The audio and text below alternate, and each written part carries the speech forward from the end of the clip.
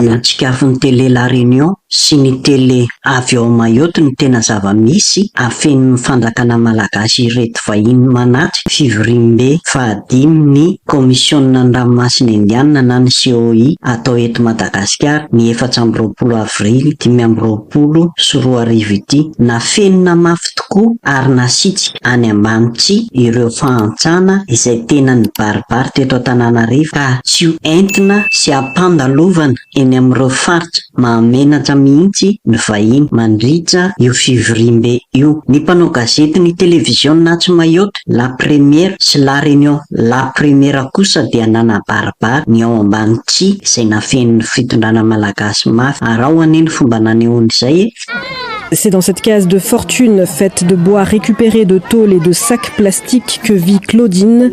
À 39 ans, elle vit dans la rue depuis l'âge de 10 ans après avoir perdu ses parents.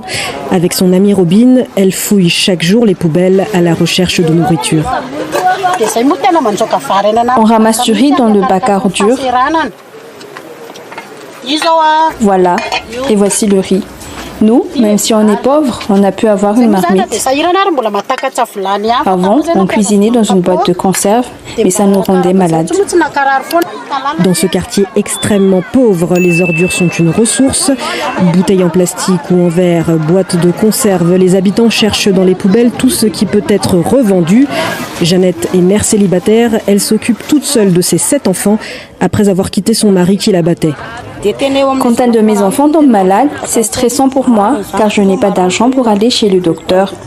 Je suis à la fois une mère et un père. Je dois faire à manger, mais aussi trouver de l'argent pour acheter des déchets et les revendre. Vous savez, trouver de l'argent, c'est difficile. Même pour acheter du savon, c'est compliqué. Jeannette rêve d'un avenir loin de la ville avec un petit élevage de poules. En attendant, elle vend de la soupe entre 5 et 10 centimes le bol à d'autres personnes précaires comme elle. Une misère que les autorités tentent de cacher à l'approche d'événements internationaux. Sur les axes les plus fréquentés comme ici, près de ce tunnel, les familles pauvres dérangent. Elles sont déplacées, chassées parfois avec violence. La police municipale nous chasse tous les jours. Tout à l'heure, il y avait un policier qui nous a dit de partir. Mais où est-ce qu'on va aller?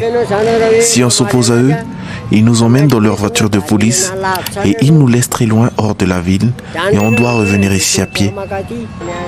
Paul aussi ramasse les ordures. Le peu qu'il gagne ne lui permet pas de nourrir sa famille. Lui et sa femme contraignent donc leurs enfants à mendier. C'est ma maman qui m'envoie mendier ici sur la route. Un quotidien brutal où l'innocence cède la place à la survie. Leur seul espoir, vivre un jour sous un vrai toit et ne plus avoir à se cacher pour exister.